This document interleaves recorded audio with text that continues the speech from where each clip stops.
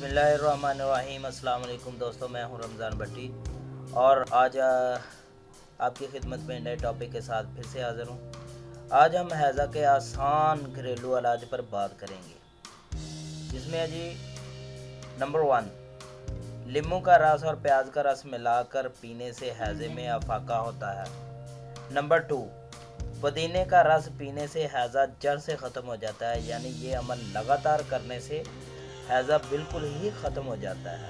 Number 3, लौंगों को पानी में उबाल कर इसका पानी पीने से हैज़ा में लगने वाली प्यास ख़त्म हो जाती है। नंबर 4, प्याज के रस में चुटकी भर हींग मिलाकर पीने से भी हैज़े में शिफा मिलती है।